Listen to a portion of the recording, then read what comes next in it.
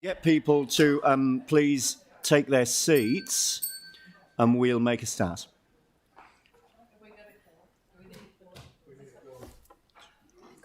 6, 7, 8. We don't have a quorum, so we need one by 10 past. Sarah will be back. We can wait. We can wait a minute.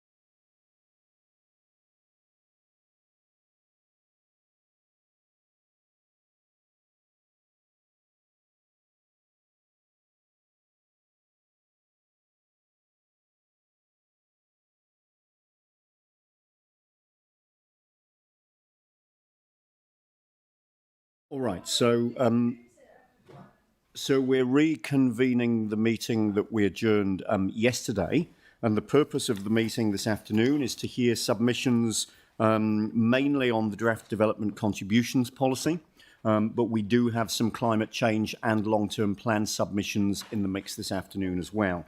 So at this stage, the meeting is scheduled to run till 3 o'clock.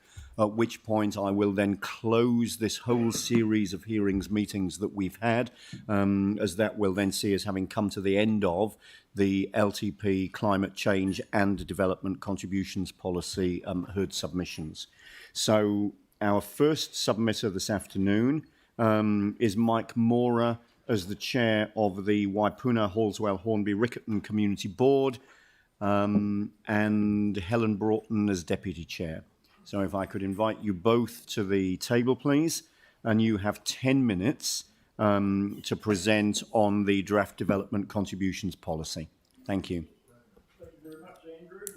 And councillors, it gives me great pleasure to present our board submission on the development contributions today with the assistance of my deputy, Helen Broughton.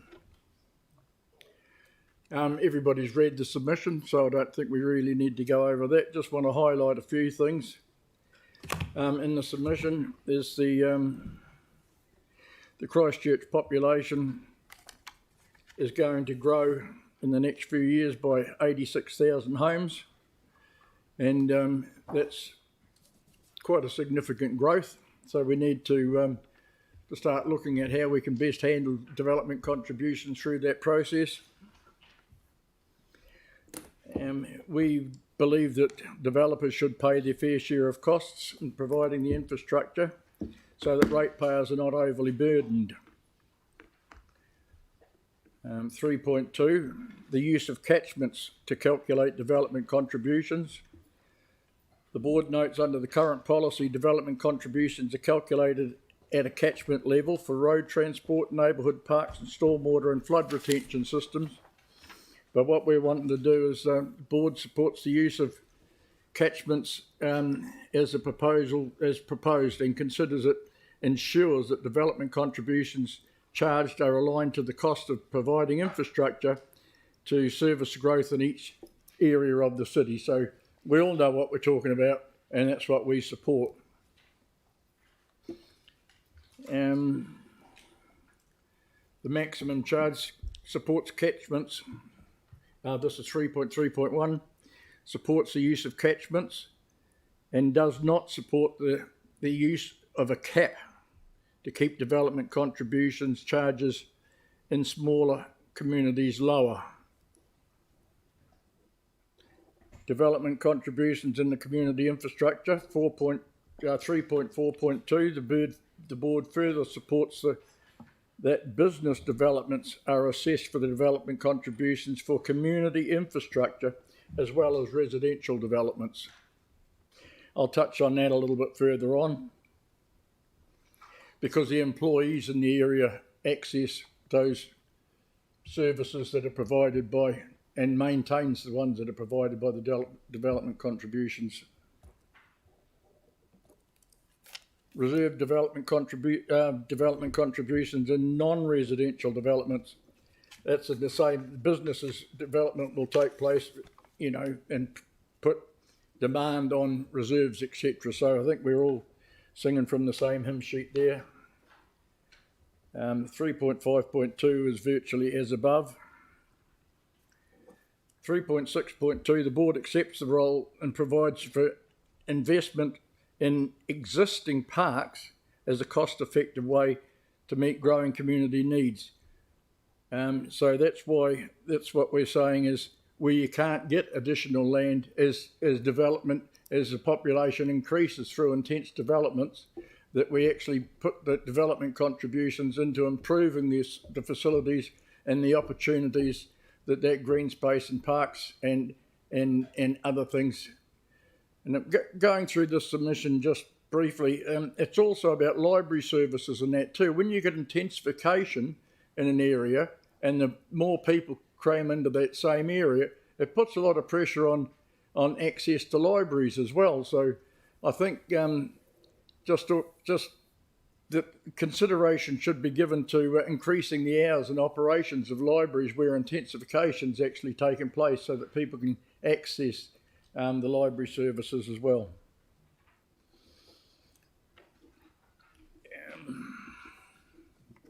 Yeah, that's really about it. Helen, you've got something you wanted to raise, Helen? Yes, we actually noticed in the chart, and I've grabbed this book to try and find it, but when we had the presentation, it looks as though for medium density areas in central city, it's a lower rate. Now, it's probably because it's a smaller household, but what we would like to see is that you differentiate between central city and medium density, because there's a tendency for developers to go to medium density in the suburbs, and the council has long advocated that you want people in the central city to make it vibrant and even possible, and that's been there since 2001.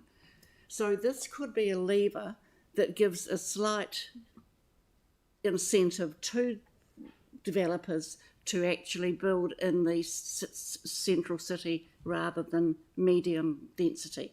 The trouble with medium density, as you well know, it dislocates current communities. So you have Riccarton and Linwood and Hornby and now Richmond, all affected. So we're proposing, and it might be, and you'd need to do some staff work on this, that you look at a different rate for central city and suburban medium density. A different rate of development contributions. Yes, thank you. And that's a lever potentially to encourage people to build in the central city. Thank you. Okay. Thank you. So nothing further? No? All right, so that leaves us with some time for questions. Jake? Just one question. Mike, where did you get that extraordinary jumper, and would I be able to grab one? I got it, actually came through Facebook. Are there relevant questions to the matter in hand? That might be a nice conversation to take offline later. Anne, you had a question, and I'm assuming it was on a different matter.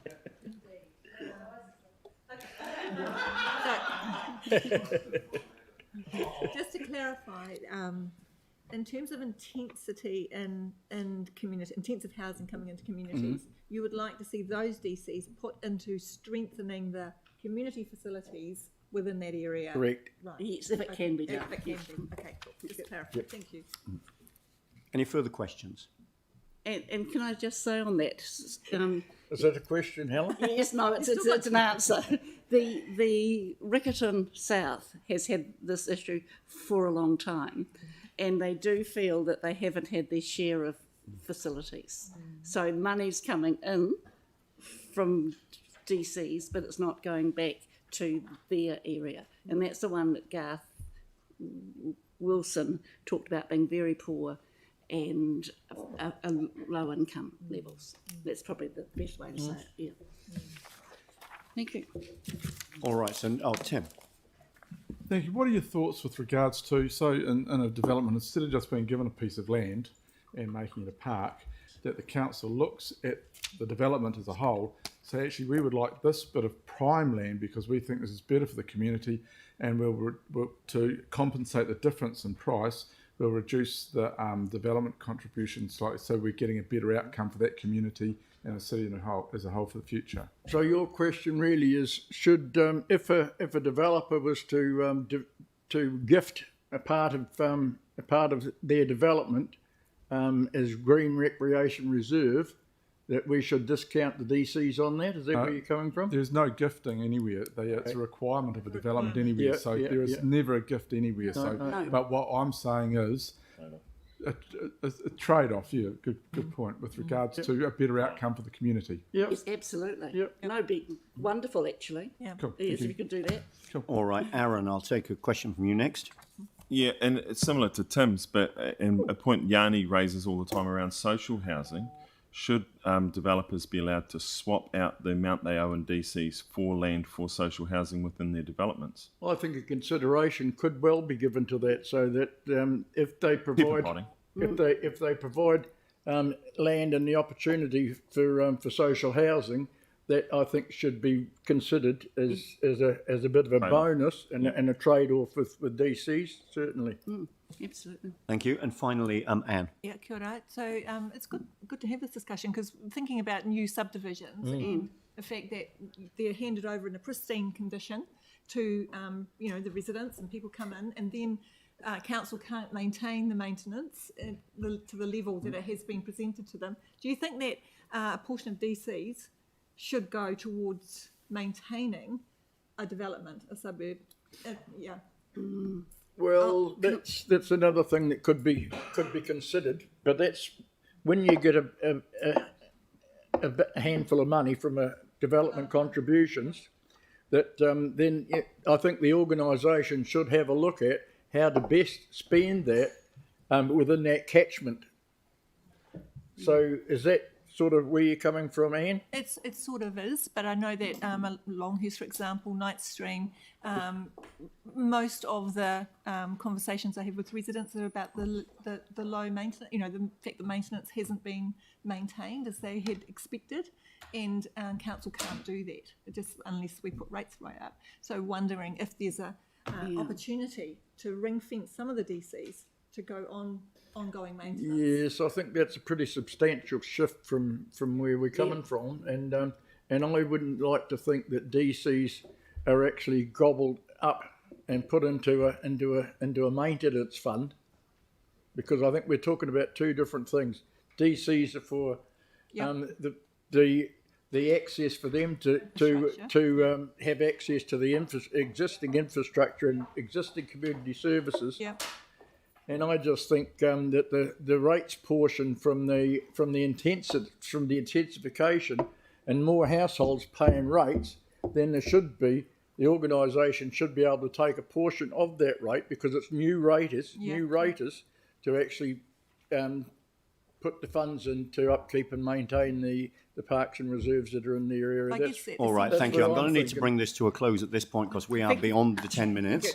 Thank you. Thank you very much indeed. Now, we also just need to jump back to do a couple of things that we should have done before we went into the first submission.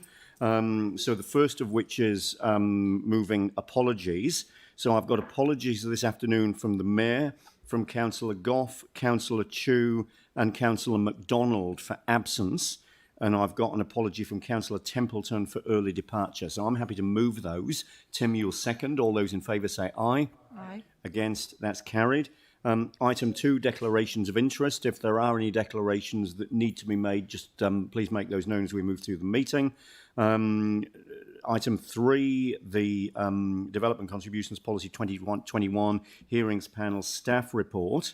So the Council has received the report and will consider this alongside all of the submissions received on the draft strategy after the hearings have concluded. And then obviously the volumes of submissions. Council has been hearing from submitters on the draft strategy alongside the LTP submissions. All of the draft strategy submissions have been included in this agenda.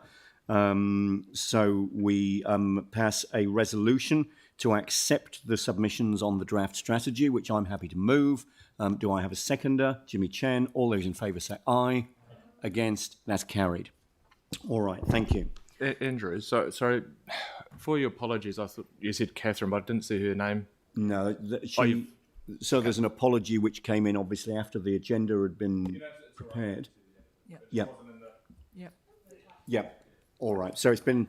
Sorry, Andrew. I'd heard from Yanni that he was going to zoom in, so I'm not sure what's happened there. Right. So Yanni is on Zoom. Ah. Yep. So that's, all right. Is that him there? All right, thank you. So with those points of clarification, let's now move on to our second submitter, the Waipapa Papanul-Innes Community Board, Emma Norrish and Simon Britton, Chair and Deputy Chair. Welcome back to the Chamber. Good to see you again. And as a Community Board, you also have 10 minutes to present your submission. Thank you. Kia ora koutou. We certainly won't take up the full 10 minutes. First up, thank you for the opportunity to speak to our submission today. We're going to keep it very brief as our board is supportive of the draft development contributions policy in its entirety. And today we'd just like to highlight the main points that we've made in our submission. We're of the firm view that requiring developers to fund a share of the cost of providing additional infrastructure for growth is fair and equitable. And we're supportive of the way this draft policy encourages development in the most cost-effective locations for infrastructure provision. We are especially supportive of the increased use of catchments in the draft policy to allocate cost and assess development contributions. We note that in our board area, we have infill, suburban and greenfield areas which are all affected in different ways by the changes. But we believe calculating using catchments provides a fair and equitable outcome as opposed to a district-wide approach which sees city development subsidising those outside the city. Now I'll hand over to Simon.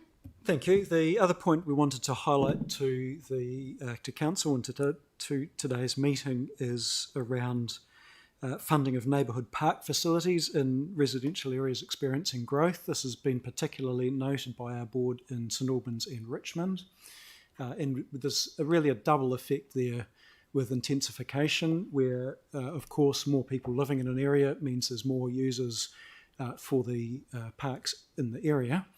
But also more people living in an intensified area means smaller backyards, so people potentially being more reliant on those public facilities. So for those double reasons, we really want to highlight to council the need for ongoing investment in neighbourhood park facilities. I think the language in here is upgrading. Neighbourhood parks being upgraded to a standard that better meets the needs of the increased local population, and just noting that's not only because of an increased population but also reduction in facilities or access to green spaces those people might have on their own land. So really encourage that proposed change to stay in and for council to continue investment in that area.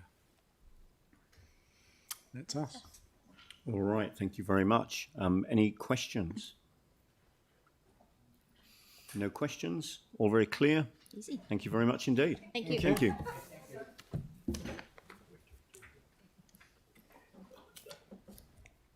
All right, so our next submitter, do we have Felicity Blackmore and Francois Baudet from the Christchurch International Airport?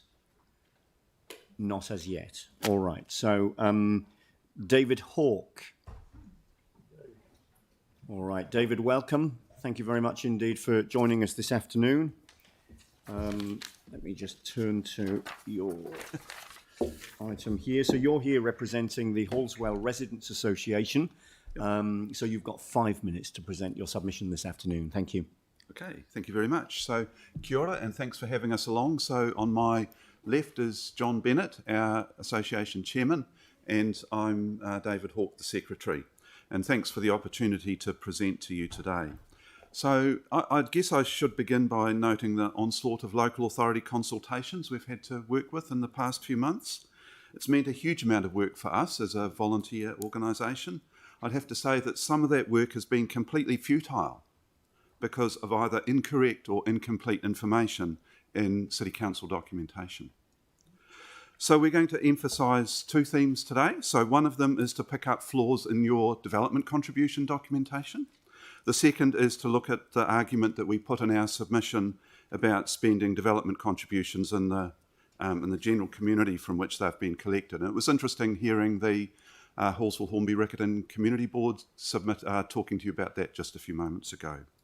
So in terms of the documentation flaws, there's going to be a bit of quoting here. So on page 3 of our written submission, we said, quote, "Although we see the logic of a Christchurch metropolitan charge for public transport, this assumes that new developments are structured so that they have access to public transport and active transport. Yet there is virtually no access to public transport in these areas of Halswell, which is the arc east to northeast from, if you know Halswell, Murphy's Road, through Country Palm, Sabies Road, Glover's Road, and through beyond Sutherland's Road. That's a massive catchment, absolutely massive.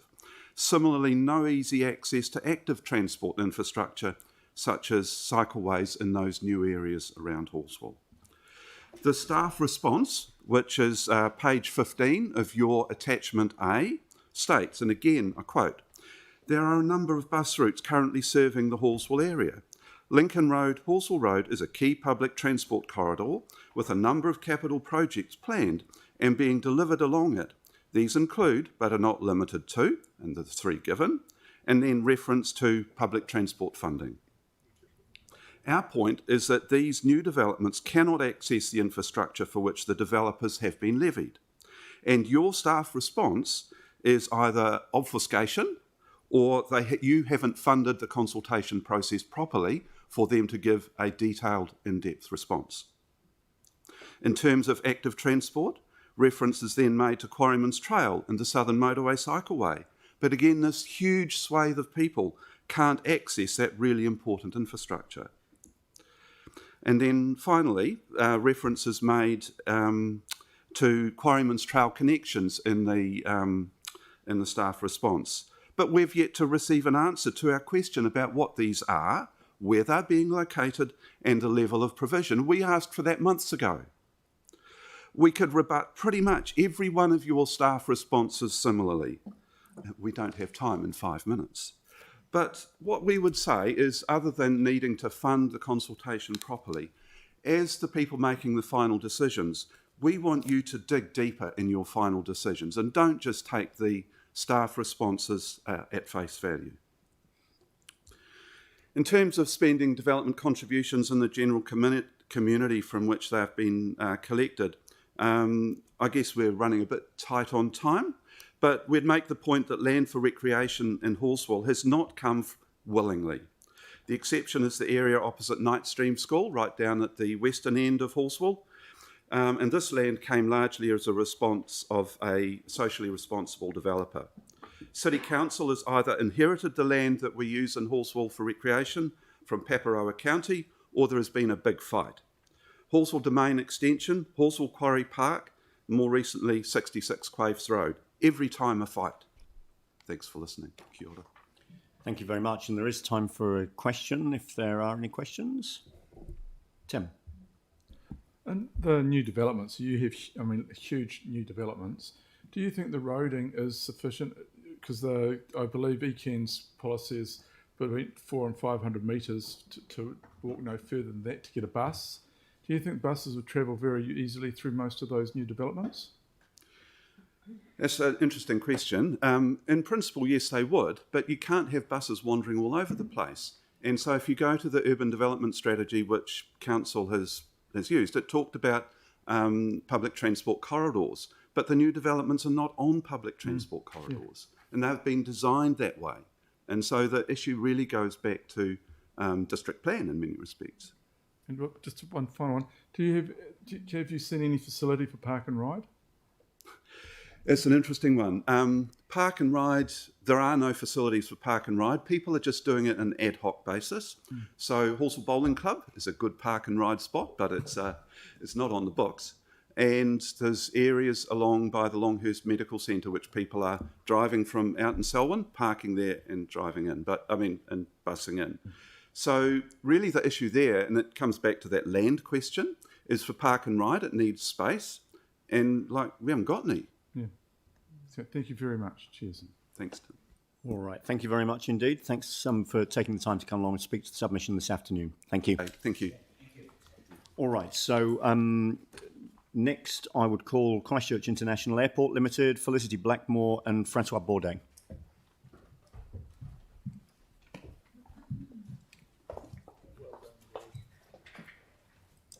Good afternoon and welcome. So you have 5 minutes to present the submission this afternoon. Thank you. Thanks for hearing us today. We're actually going to break our little submission down into two. General, where we're just going to talk generally around development contributions, and then catchment areas. Look, there's no doubt that we totally agree DCs are a critical part of the city's toolkit to enable us to invest in new and upgraded public assets. I think that's without a shadow of doubt really important, whether that be local parks, community services, new roading infrastructure. We are 100% supportive of development contributions and what they do for the city. I guess what we think that's important around ensuring that these are as effective as they can be is that they're based on robust assessments of each development, their actual demand on the council infrastructure, and the ability for the users to actually gain the benefit from those developments. It's important that the process in establishing DCs is transparent and logical, and the airport doesn't particularly believe the square metre HUE rate that has been done in the past is a particularly robust way of doing that. We've got a couple of examples that I'd just like to share with you. A recent development that is currently in construction had an initial DC assessment of $590,000. We reviewed this and knew straight away that that wasn't a fair reflection on that development. Went back to the council and very quickly that dropped to $80,000.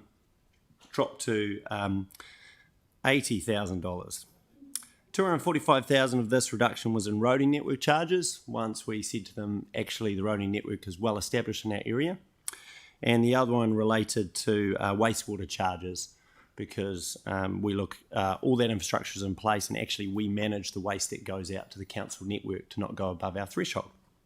So a great outcome, but frustrating from the fact that it was done on a square metre rate initially, when actually a special assessment should probably be the baseline principle for every development contribution assessment. I think the key thing from our perspective in the general sense as well is that, you know, landlords develop these properties for tenants. That's why we develop, because someone needs an asset. Someone needs an asset to potentially grow, employ people, develop goods and services for the region, the country and the world.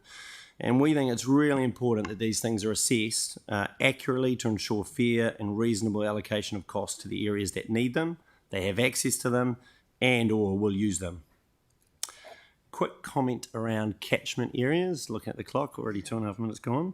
A bit more focused around us. The draft catchment areas, you've got our view. We think they aren't actually particularly well considered, particularly for the airport.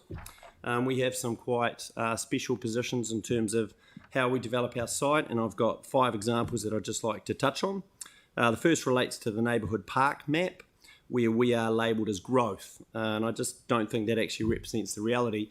The airport develops properties and invests in our public realm ourselves. Great example of this is our Pocket Park and Agri-Export Precinct, which we've just completed and won an architectural award for FMG the other night. We spend $300,000 on that public realm, and so we actually invest in that ourselves and think that we should have a special provision in the DC's catchment. The next one is stormwater map. At the moment, the draft doesn't appear to capture the special nature of how we invest in our on-site catchment and treatment of stormwater to help replenish the aquifer and make sure it's safe for everyone, so we're keen for you to reflect on that. The road network map highlights CIL land sits in growth.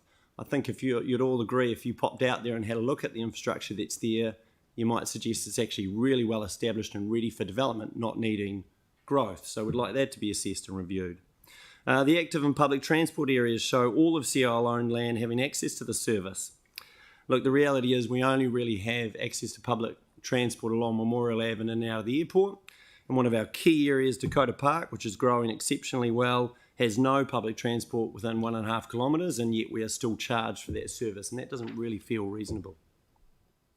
Don't get me wrong, if you want to put public transport down there, we're in.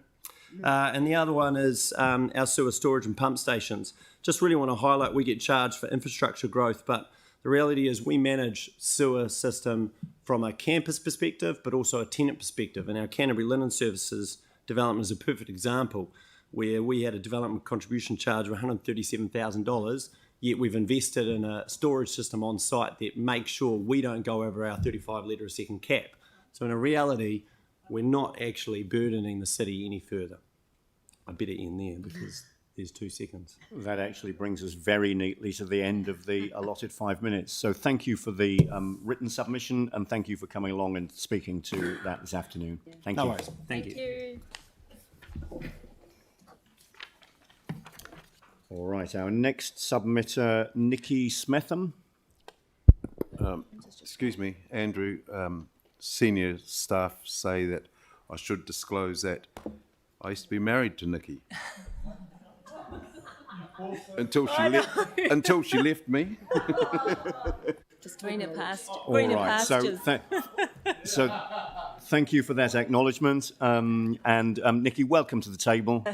Really good to have you with us this afternoon.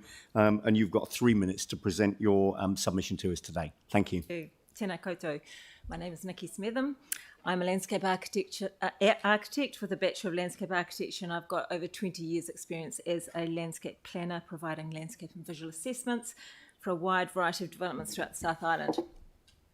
I'm a registered member of the New Zealand Institute of Landscape Architects. So the reason for my submission is we're not developers, but we were assessed to pay $13,000 as development contribution for our family flat.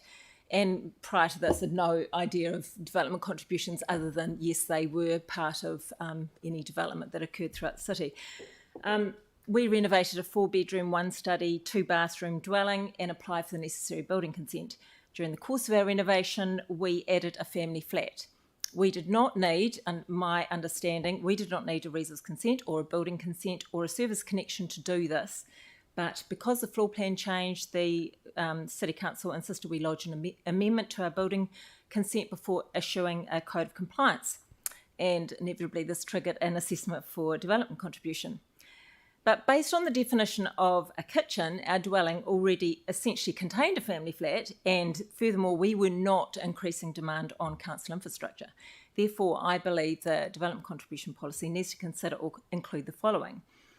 A provision that exempts a development contribution if it can be demonstrated that despite the creation of a residential unit, there is no increased demand on the City Council infrastructure.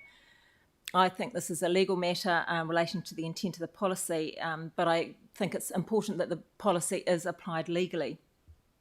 And in my opinion, a processing planner should also be able to apply their discretion where there are obvious gaps or inconsistencies that occur, and that inclusion of exemption could facilitate this option.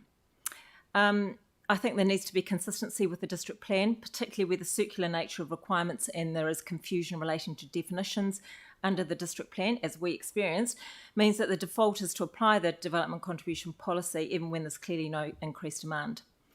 The trigger for a development contribution is resource consent, building consent or a service connection, not a residential unit per se. And there's, I don't know why there was so much confusion around that. I've set out some definitions of residential units and kitchenette, family flat, residential unit, and I think there is some confusion there. There are a bracket saying other than a kitchen and a family flat, a residential unit may include no more than one family flat as part of that residential unit, and there just seems to be some inconsistencies across the definitions. Particularly in relation to a kitchen, which means part of a building with a sink that is capable of being used as a cooking area. I mean, that's ridiculous. We had that, clearly. And I just think it needs to be firmed up. I just recommend that is redefined to clarify the meaning and avoid confusion. All right, that does bring us to the end of the 3 minutes, but thank you for the written submission. Thank you for the comments that you've made this afternoon, some quite specific items that you raise, and also a real-life example of the application of those as well. So that's been very helpful. Thank you. Thank you. Thank you very much indeed. All right, so our next submitter representing the Phillipstown Community Centre Charitable Trust, Alicia Ward.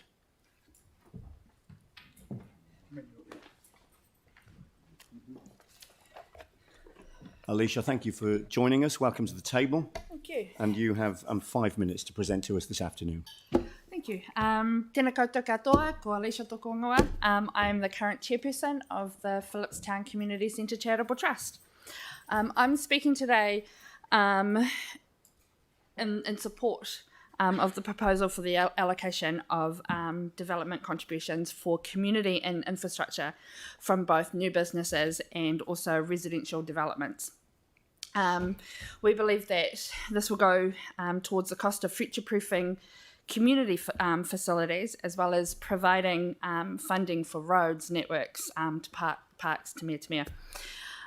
We don't agree with the assumption that small residential units would have a lower than average demand on infrastructure. What we have found, especially within Phillipstown, is that those small residential units have little to no outdoor space in an area that's already vacant of green spaces. And we also find that families are moving into these smaller residential places, and families that are potentially bigger than what the intended size of a family would be that move into them. And so therefore putting a little bit more extra demand on infrastructure and the facilities within that neighbourhood.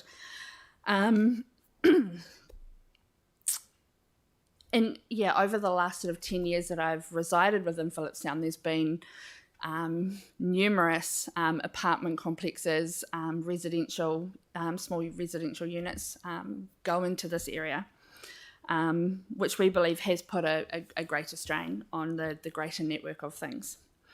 Also, if we remember back to the awful time last year of lockdown, we were asked to stay local, which isn't actually very difficult for a lot of people who live in Phillipstown, because there's just sort of a lack of own transport, where there's a heavy reliance on public transport.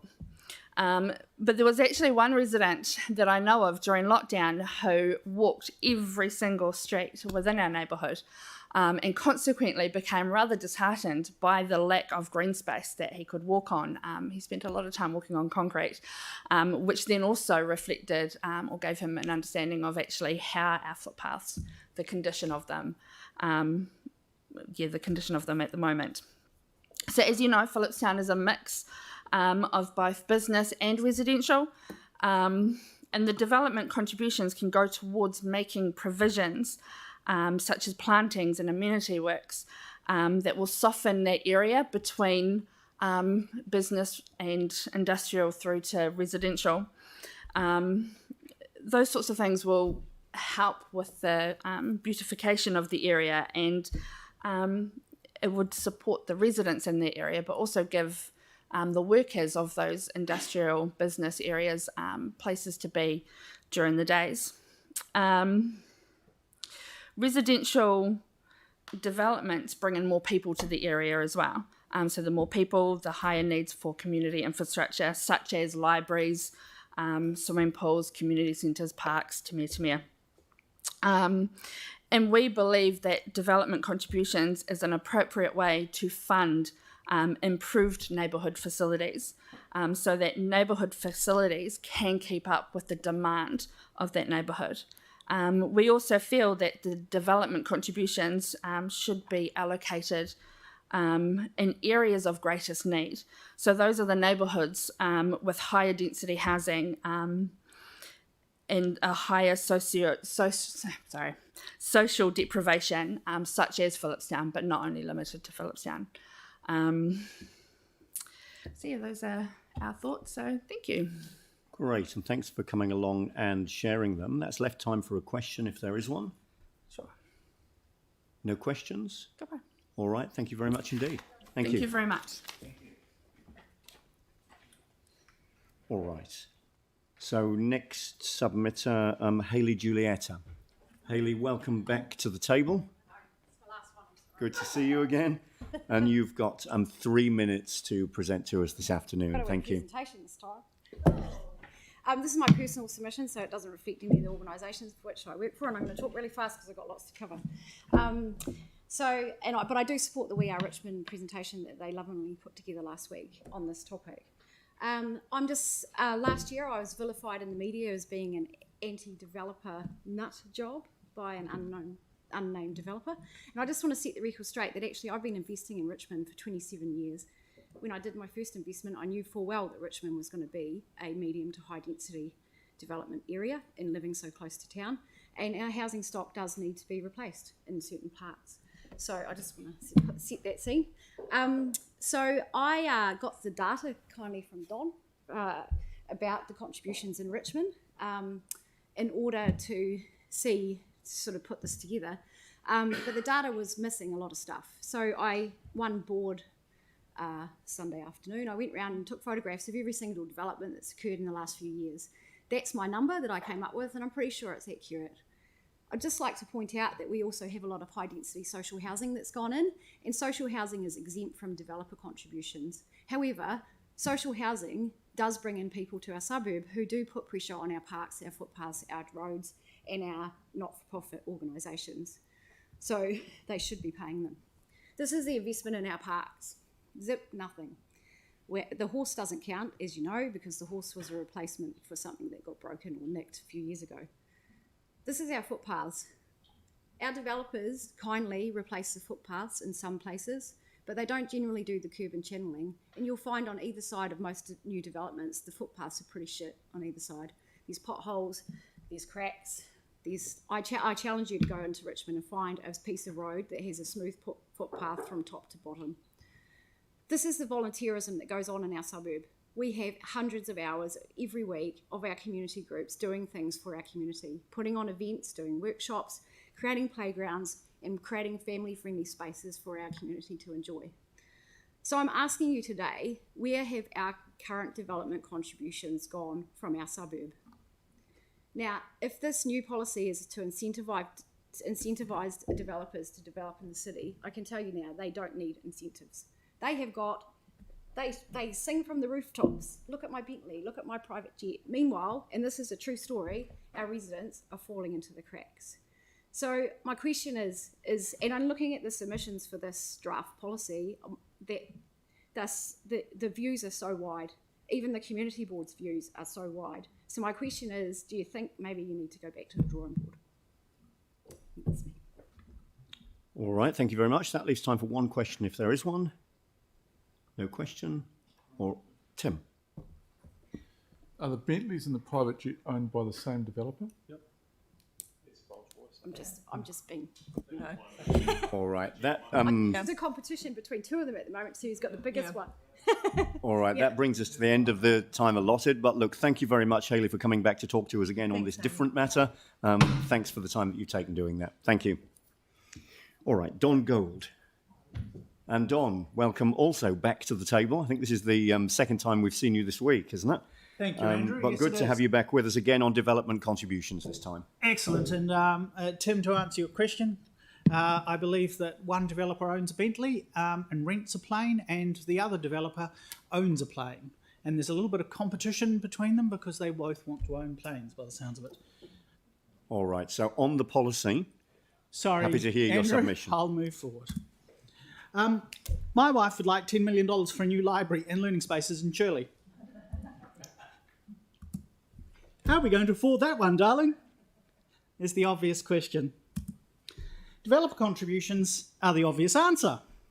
With lots of infill housing, there must be lots of money for new civic facilities, along with a rise in rates income to pay for operational costs. So some of us requested the data and then discovered there's holes. Where is Bings Lane? $400,000 worth of developer contributions. Accounting errors seem to be common. We have since raised another request and have been advised that our request will take a little longer to follow it up. My concern is data quality impacts the community's ability to be well informed and ask sensible questions and make rational requests.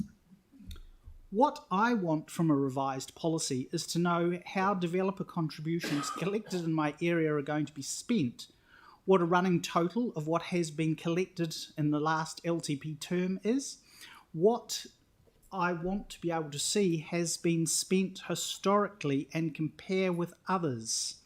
And I have to scroll down the notes here, sorry people. I would like a clear understanding of what a ward boundary is spending versus collecting. Thank you. Nice and easy. Anne.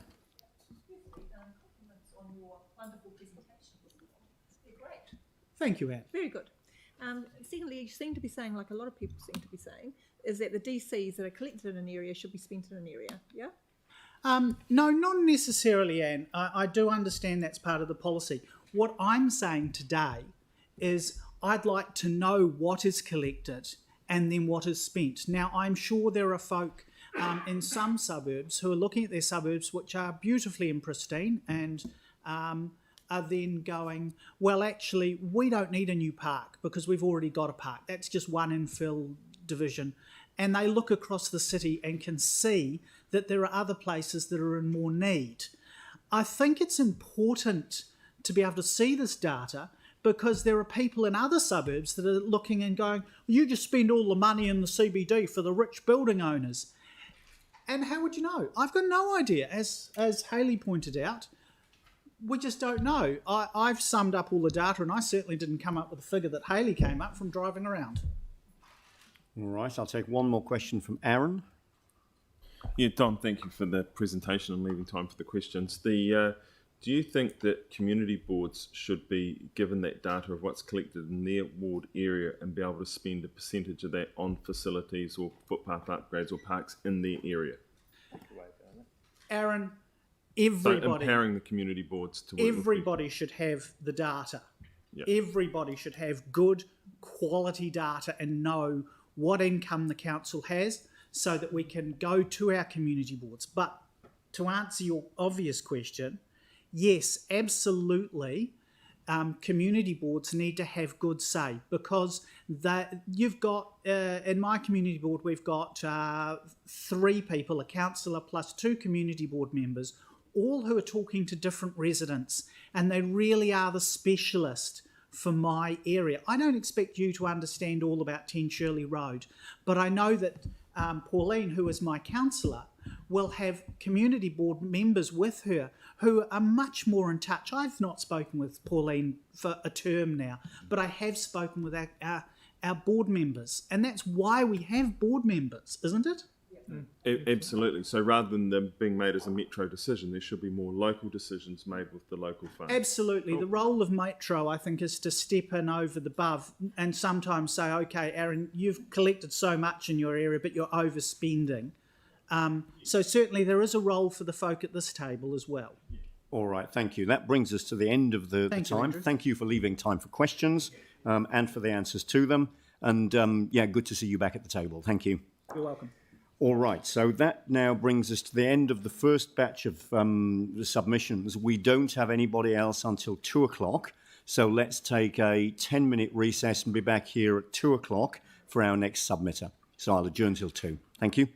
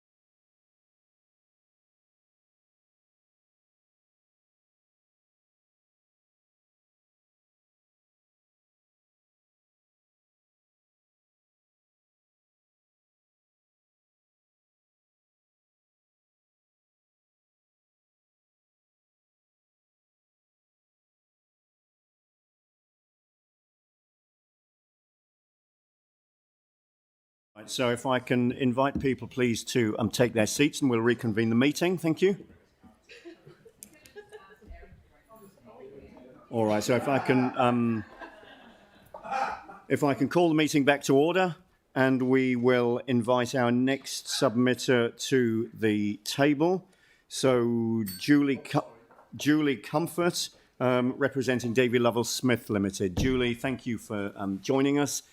And you have 5 minutes for the submission this afternoon. Thank you. Good afternoon, everybody.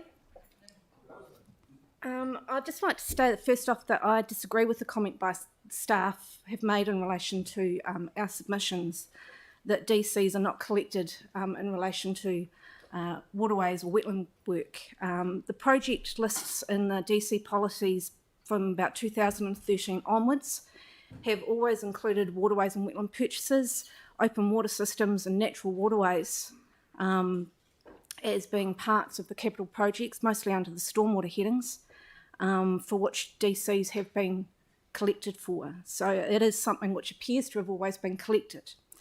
However, in the past, it's only been if we've been actually vesting and providing land for basins that any credits are given, and those are normally in relation to the stormwater contributions. Upgrades to the channels that may feed into those basins that carry natural surface water, i.e. they're spring fed or in which stormwater is going into, the value of the land and the cost of the creation of those and the improvements to those are not credited.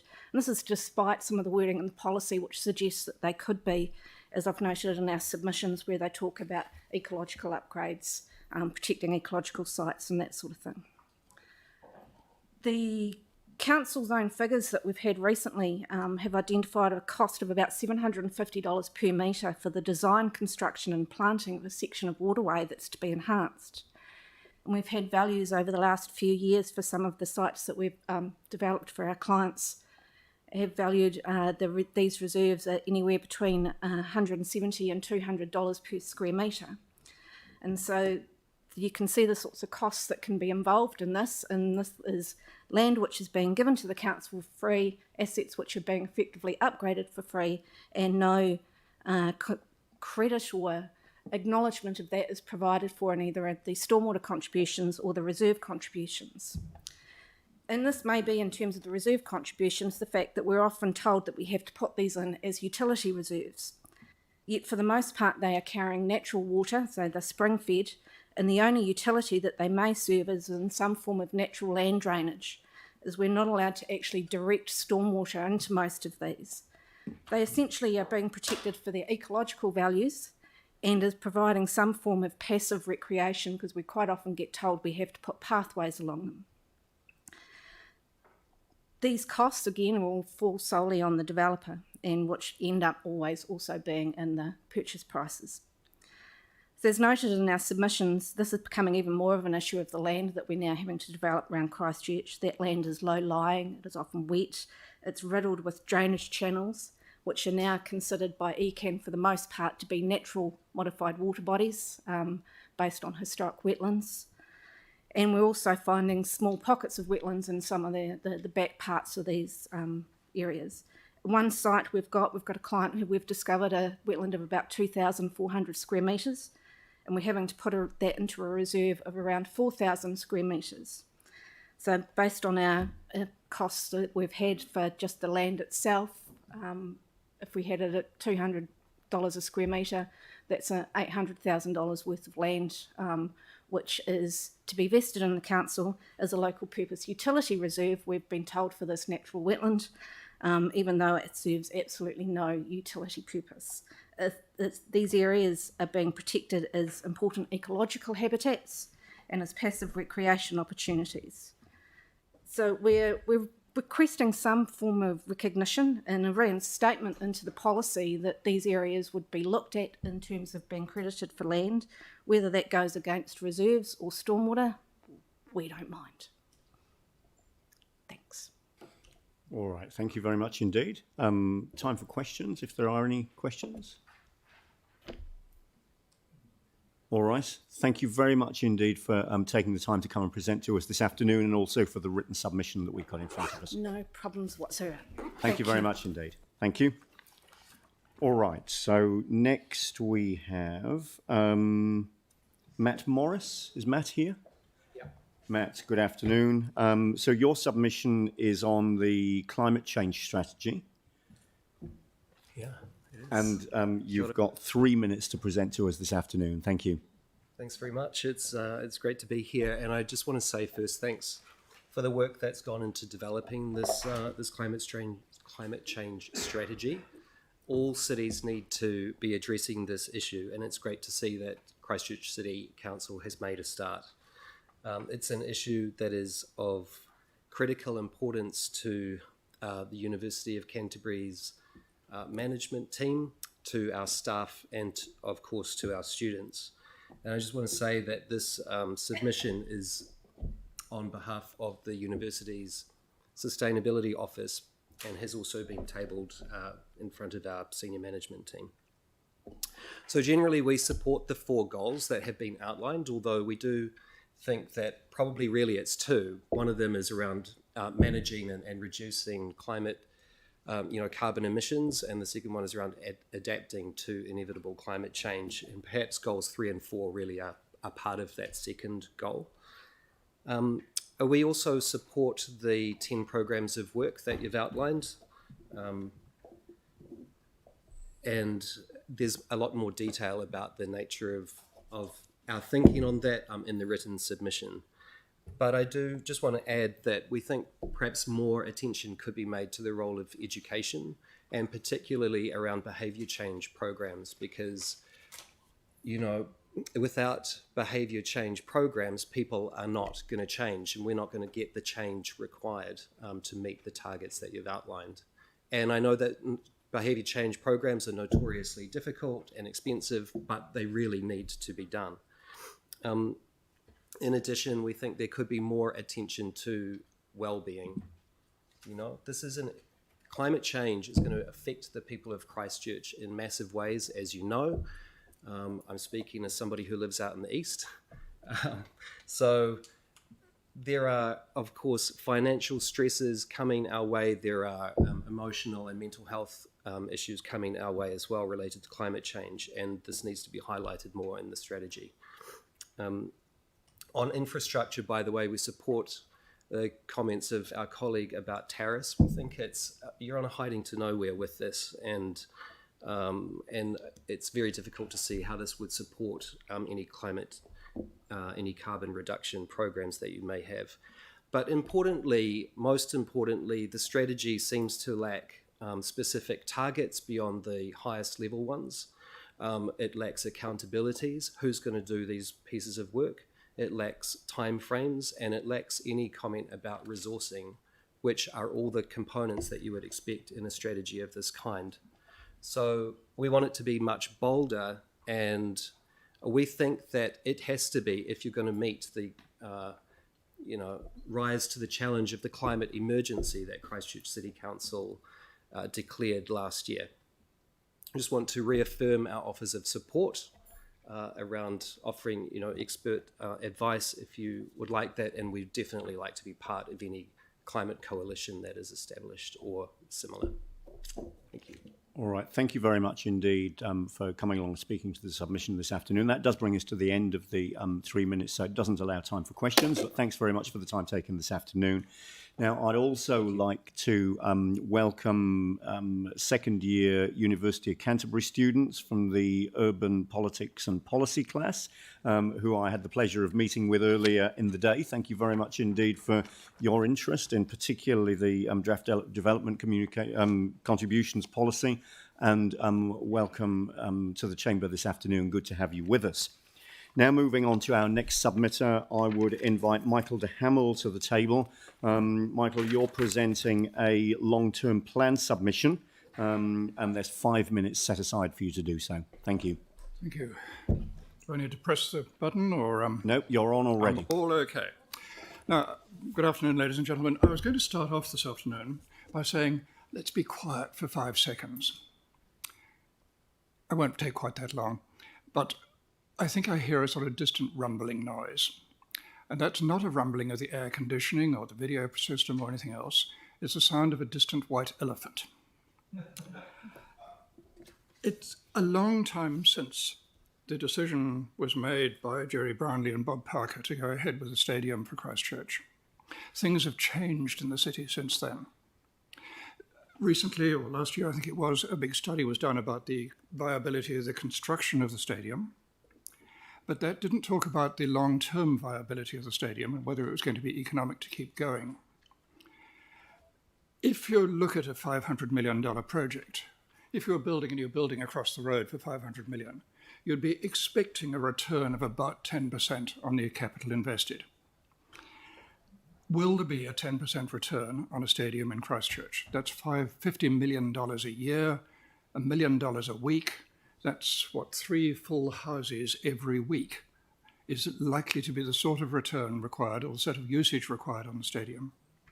And so my submission was basically that the council spend a bit of time to look at the future costs of running the stadium, even things like insurance. If you've got a $500 million building, insurance will be about 1% of the cost of it. So even insurance is going to be $5 million a year. And my submission was really calling for a delay so that a proper study can be done of the long-term viability of the stadium. Now, actually, since then, I've been listening to quite a lot of your submissions on the live stream and read quite a lot of them. And I find that the council has had a very large number of submissions calling for extra money to be spent on all sorts of projects. If you look at the stadium and think of deferring it for a year for further study of its long-term viability, lo and behold, you've also deferred the expenditure for another year. You've saved yourselves, I don't know how much in the first year, possibly 20 or 30 million in the coming year. That amount, it would provide a relatively simple way of funding quite a lot of those things that people say are essential. The essential social services, the essential halls that need fixing, the potholes, the water supplies, all those other sorts of things. It's a relatively simple way without actually upsetting anyone. One of the things about the stadium has been that we haven't noticed the rugby union or organisers of rock concerts or anything else queuing up to the council saying, when's it going to be ready? When's it going to be ready? Can we sponsor it? Can we organise it? Can we contribute towards the cost? It just hasn't happened. There isn't the interest there. And secondly, there's the reported interest and the anecdotal things that a lot of the trouble with the potential housing in the central city is because people are afraid of living next door to a noisy stadium where there may not be parking, where they're going to get interrupted, where they've got noise booming out from concerts and so on. If the stadium is deferred at least for a year, it'll give a chance to study these. In fact, do those sorts of studies that would have been done under the Resource Management Act if it hadn't been deemed a, what do they call it, an essential service or something by Jerry Brownlee and Bob Parker. I ask you to do a proper study of the long-term viability of the stadium and at the same time gain the benefits of saving some money in the meantime. Happy to answer any questions. Great, Michael, thank you very much. Other questions? Tim. 2 quick questions. Do you know what the possible economical benefit has been from each of the last 3 concerts that were held here in Christchurch, like Phil Collins? I don't know any of those sorts of things, I'm afraid. A lot of the material is confidential. Well, that's been made public anyway, but that's yep. There. The other one is, do you know, prior to the earthquake, who was the largest employer of part-time work for students in the South Island? I would think the hospitality industry. It was actually the stadiums. Yeah, there are some positives, but anyway. Yeah. All right, thank you. Aaron. Yeah, I respect the point you made around the cost per year of a return off a building, but the number you quoted of the 50 million, and the public have been shown that the turnover to the city is well in advance of that, including the hotels. I'm not sure about that. In the feasibility of construction study, there was a figure given that was plucked, I think, from Christchurch NZ, that said the next net cost to the city would be, after completion, about $9 million a year. It didn't say, for example, whether that included the insurance cost. It didn't say whether that included maintenance. That was a running cost.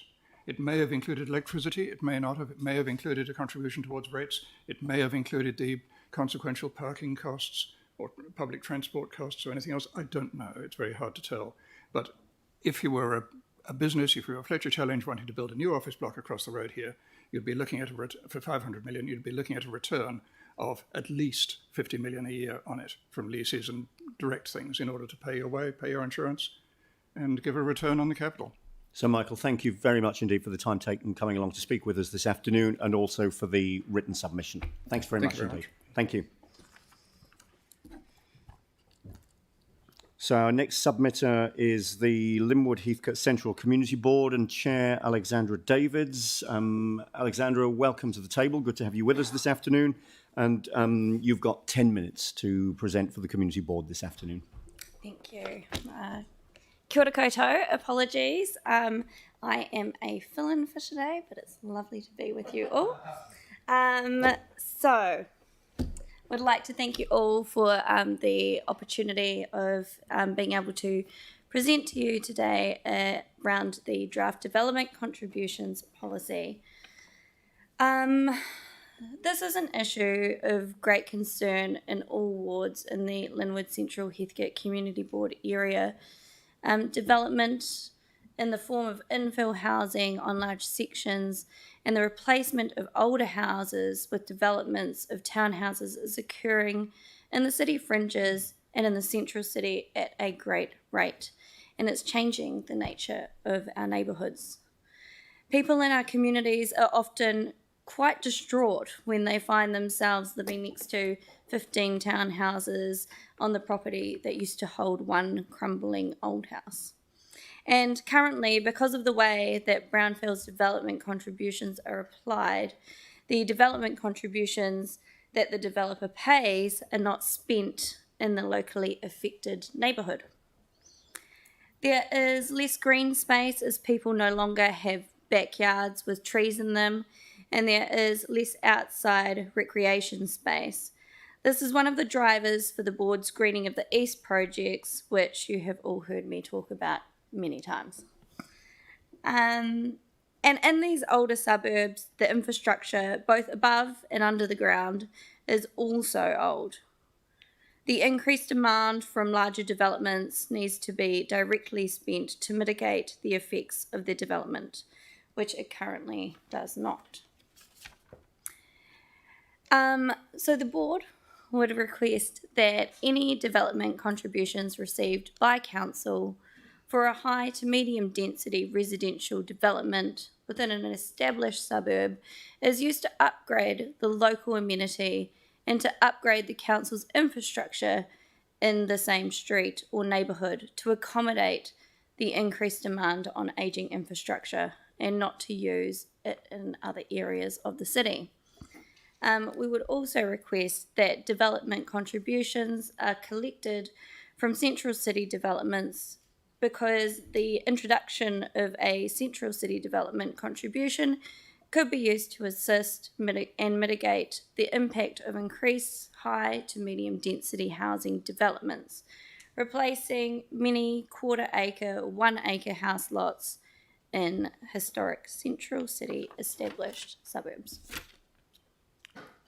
Thank you. Thank you. So you would have us discontinue the Central City Development Contributions rebate. That's the request. No. Sorry. So the Central City Development Contributions rebate, your request is that we discontinue that rebate. We no longer provide that rebate. Is that correct? We would like to see any development contributions that are within the central city be used within those neighbourhoods. Right. Right, okay. On the fringes, yeah. Understood. That's all right. Yeah. That's fine. What you're suggesting is that we look at a more immediately local expenditure of the development contributions that are collected in respect of developments in that area down to the immediate neighbourhood level, or maybe just within a group of streets or even the same street. Yeah, like within the affected neighbourhood. So it could be within that street, directly affected houses around that area, but also like the neighbourhood around that area. Yep, that's great. All right, thank you. You've left us plenty of time for questions. Aaron. Yeah, one we raised earlier with one of the other boards Alex, and I don't think you had arrived, was that a percentage of the DCs that's collected in any ward area, that the community board has a say in how that's spent in that ward area. Would your board agree with that? It's pretty much what you've just said, isn't it? Yeah, I think, speaking on behalf of the board, but not talking to the board about it, I think that the board would support that. Yeah. Cool. Thank you. Thank you. Thank you. Further questions? No further questions. All right, Alex, thank you very much indeed for taking the time to come and present to us this afternoon and for the written submission. Thank you. Thank you so much. Have a lovely afternoon. You too. Thank you. All right. Richard Holloway.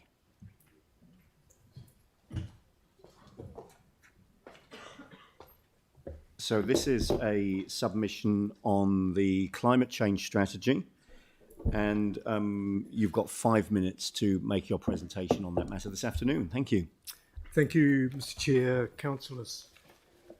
First of all, who are we? We're qualified at postgrad level in science and ag economics with over 40 years professional experience, mainly international. We also have farming and forestry interests on Banks Peninsula, as well as planting big bad exotics. We have significant areas of indigenous vegetation that we've protected and are nurturing. By and large, we like your climate change strategy, even if it is a little bit light on detail. We would like, however, to make a few specific observations in relation to Programme 5, Carbon Removal and Natural Restoration.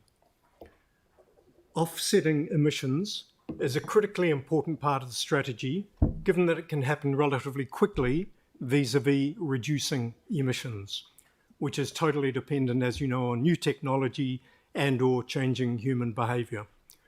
We can plant a tree today and it's sucking up carbon dioxide from tomorrow, but it's going to take much, much longer to wean society off fossil fuels and our buy and biff culture. Programme 5 appears to have a single emphasis on indigenous vegetation as an offset mechanism. It totally ignores the far more important role of exotic forestry in carbon removal, probably tied to the prevailing prejudice, verging on hysteria in some quarters, surrounding exotic forestry. Programme 5 also appears to conflate two quite different agendas: carbon offsetting on one hand and protection of indigenous vegetation on the other. In our view, this represents a major lost opportunity in terms of addressing climate change in the most cost-effective manner, acknowledging that Council will have a very limited budget to put towards this particular program. The facts, supported with abundant scientific evidence if you wish to go looking, include: 1, we have until around 2050 to fix global warming, or it is going to be too late to avoid tipping points, the likely impacts of which are beyond the ability of most of us to grasp.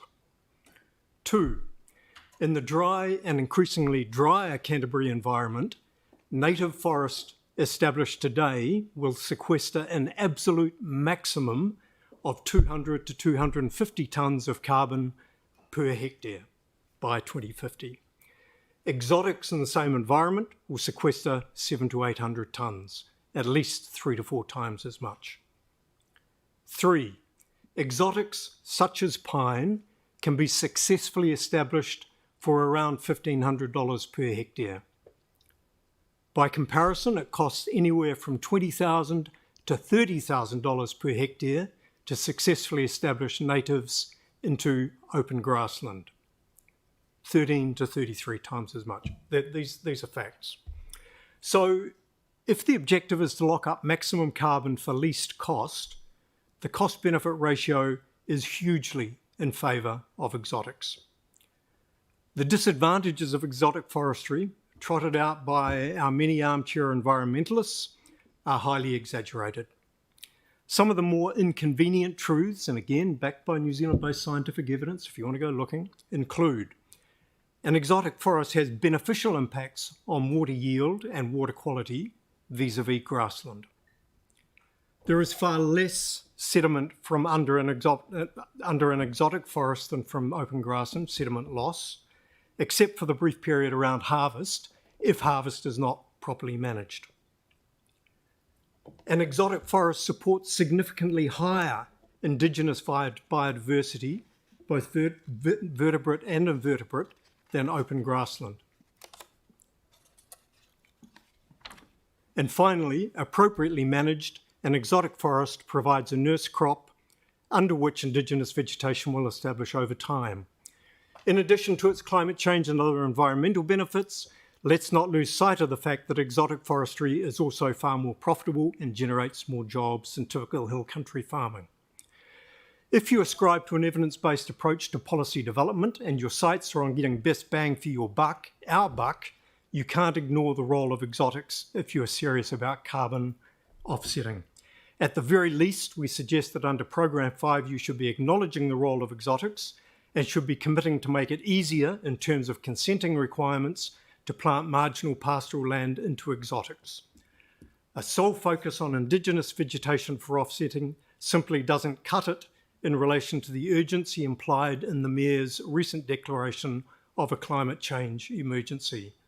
You're backing the slow horse. Thank you.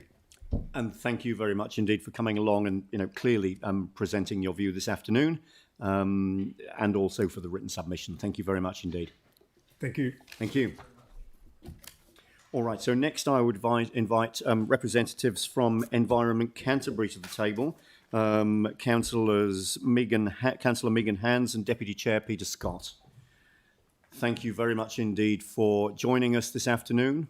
This is a submission on our long-term plan, and you have 10 minutes to make that submission.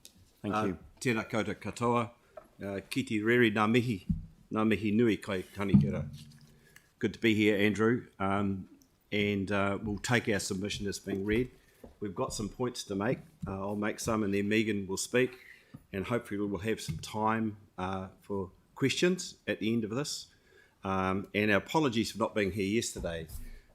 We've just finished our long-term planning process at 9:05 last night, our deliberations, so you'll be pleased to know that we're free now to do other things, so that's great. We won't get into that.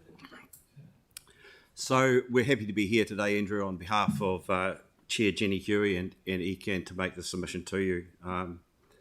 A key message, I guess, is working together and being supportive in this time of change for us in terms of local government, and we value the close working relationship we have with you on a governance and a management level. I think that's, you're very supportive towards us, and hopefully we reciprocal towards you.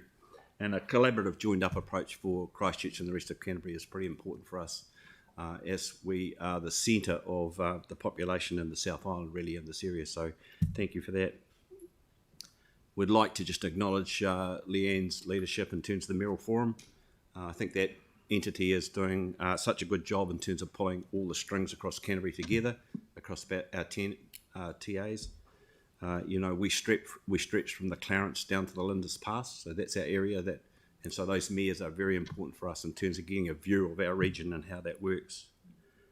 The GCP is another area where we're really happy that we've made a lot of progress with you in terms of that, and I think that relationship is reflected in how well it's going and the clearness of the strategy the 2050 strategy that's coming out, and other pieces of work that's coming out for the well-being of the communities of Greater Christchurch. Again, the PT Futures case that we're working on with you is a key piece of work that we need to be done. It is a vexed problem in Christchurch and the region in terms of PT. It's one of those issues that we just got to keep chipping away at, and hopefully it will make work. The ability of people across the city and across the region to use public transport is important. It's an important key piece of infrastructure, and we hopefully together we can make it work better than what it is. Again, we'd like to thank you for your support in terms of the Canterbury Water Management Strategy, and especially around the work that we're doing in Selwyn Waihora with that zone committee. So with those comments, I'll hand over to Megan. So following on the water front, we would like to acknowledge your initiatives to improve the health of urban waterways, in particular the Water Partnership. And as Peter said, we see it a natural fit for Environment Canterbury, and we're really pleased to be part of this initiative with you and look forward to where it can go in the future. We'd also specifically like to note support of your investment in water infrastructure over the next 10 years, particularly those projects that will see removal of wastewater from Whakapuaki and the Akaroa harbours. We do urge you to continue to partner with Ngāi Tahu and progress this work in line with community expectations that we hear a lot about. The Canterbury Water Management Strategy includes water efficiency goals, and this includes proposals for water metering and monitoring for residential use. A regional biodiversity champions group has recently been set up, and we'd like to acknowledge Councillor Cotter as your biodiversity champion.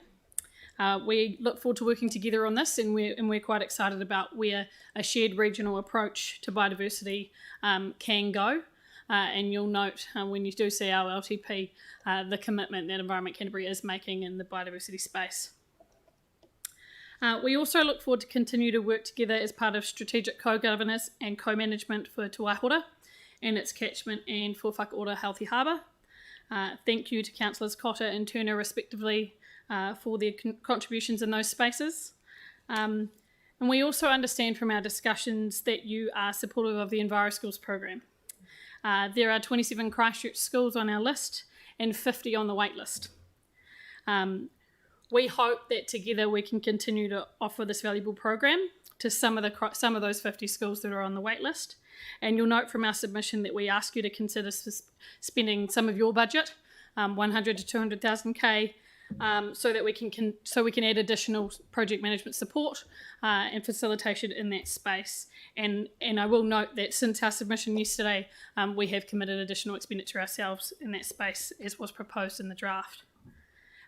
As councillors are well aware, nature-based education is one of the best intergenerational investments we can make and cost-effective approaches for better outcomes for the combined well-being of our environment and communities. And so we'd really appreciate if you could think about that.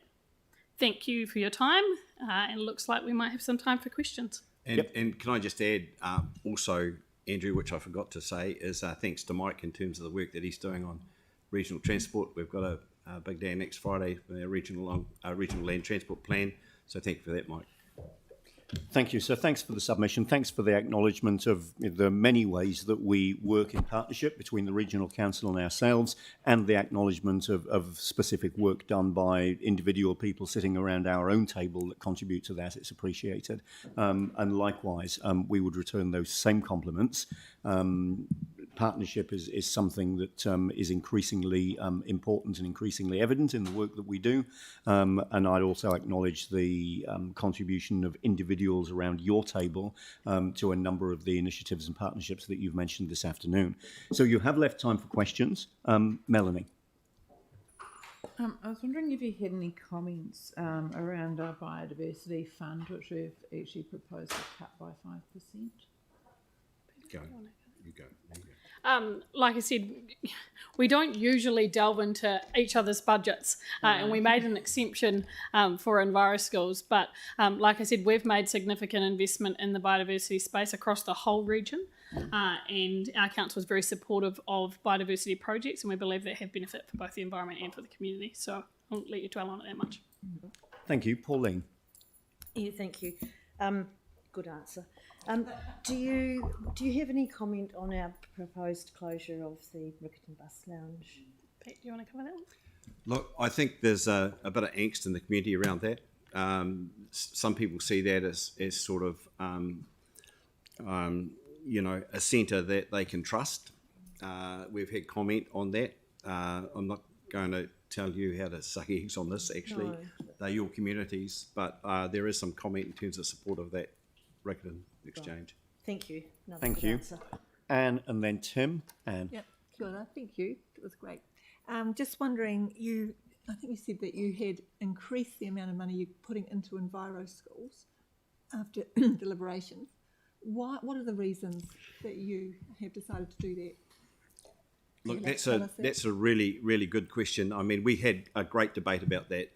There are people at our council table that see the responsibility for education sitting with the education department.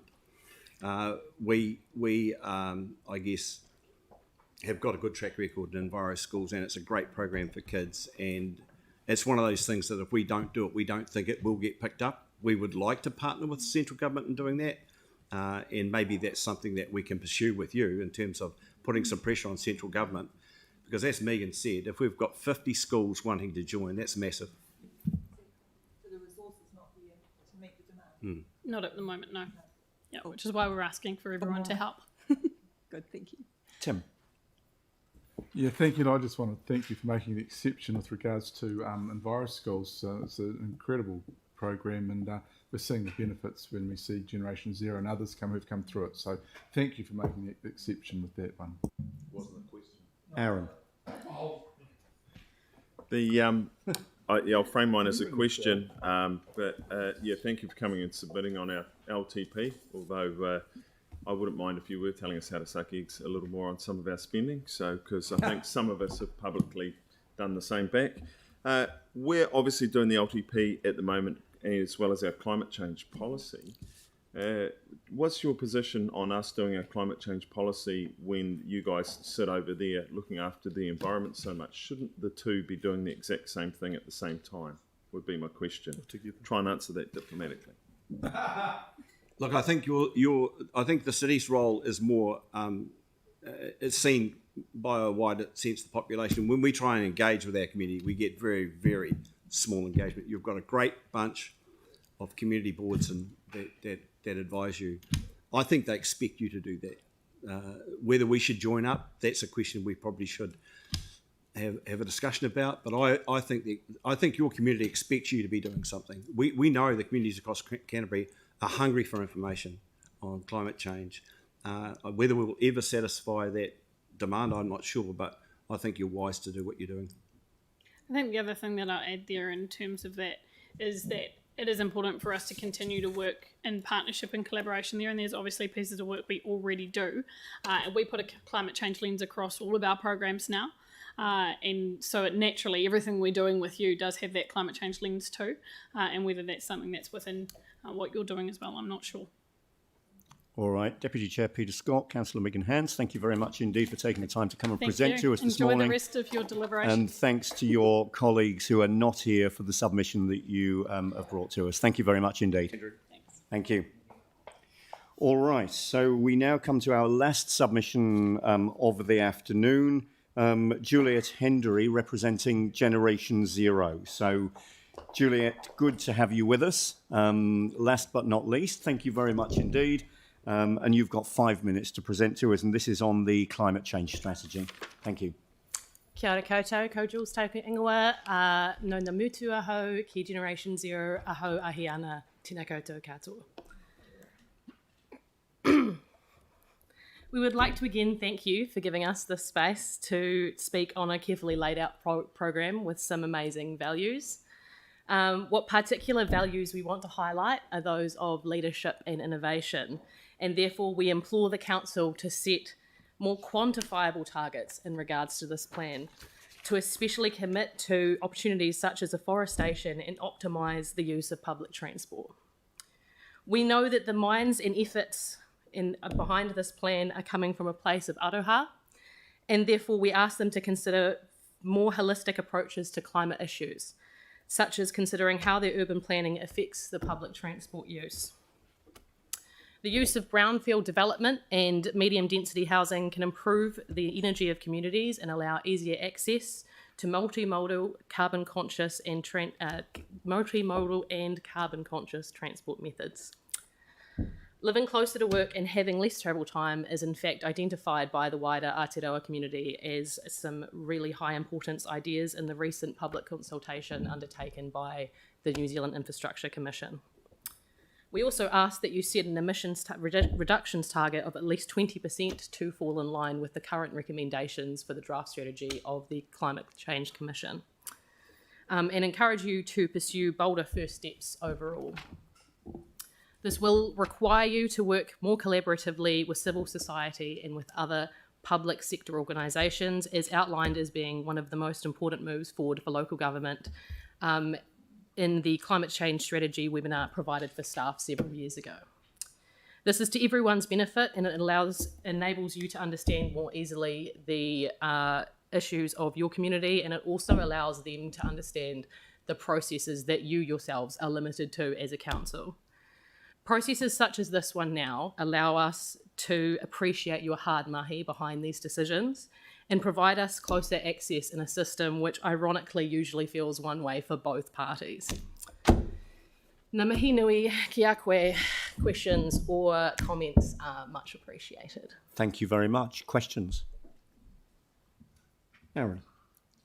Thanks, Juliet. Just on some of the submissions we've had, because we get lots of varying ones. Were you in the room 10 minutes ago when we had the one on the reforestation and using exotics versus the push for natives? Like when you hear stuff like that, do you guys have positions on some of those? I wouldn't be confident in speaking on our position as Generation Zero on those kinds of topics. Do you think Gen Zero should be getting informed on those various things that keep getting put forward so you have a position? Oh, absolutely, and I'm sure Generation Zero does have a position. I'm just unaware of...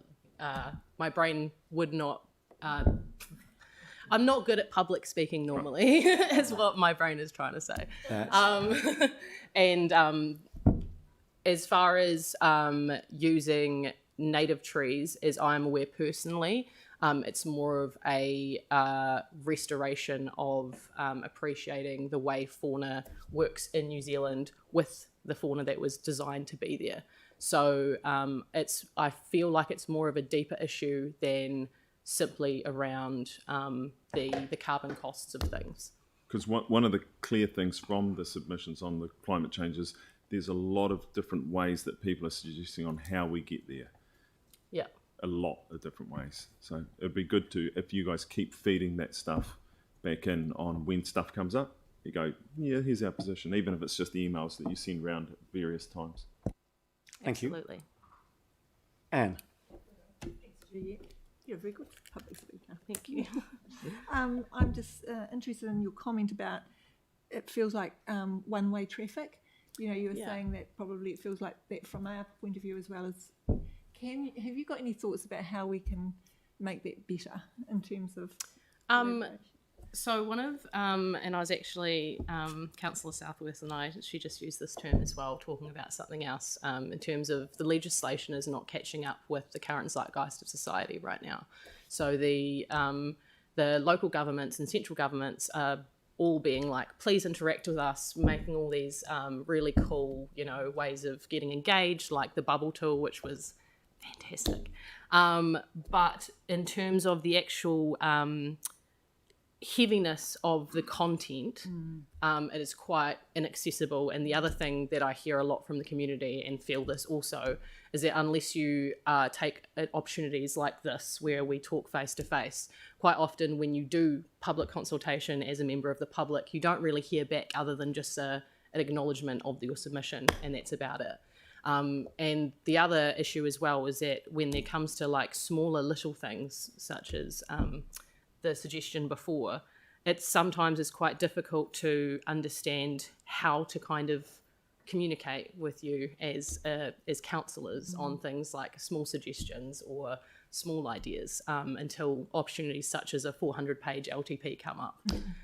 Right, that's a very good answer. Can I just another quick question? What would be useful feedback? From you being here, what would you like to have come back to you? Probably some kind of acknowledgement on why the points that were made in the submission weren't considered, and a kind of a background behind that. As an organisation, obviously there's a lot of expertise as to why you guys do choose that, but for individuals of the community, I understand that they perhaps don't have that advantage. So thank you very much for taking the opportunity to come along and speak with us this afternoon. And for answers to questions as well. Thanks very much indeed. Good to have you with us. Thank you.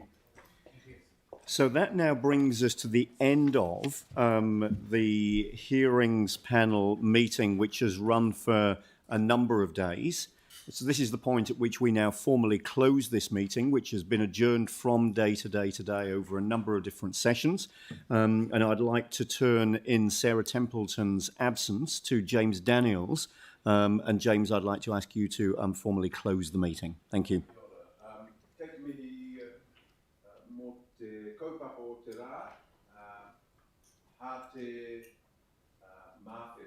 Pink shirt. Kātua hosts stand up to speak up and say stop bullying or else. Kei mihi whakamutanga. I'm talking about our kōrero is finished and we return the mana back to the whare. So I'll say, te tapu o tātou kōrero, ka whakahokia ki te whare. Ahau me hui e. Tai kia. Thank you. And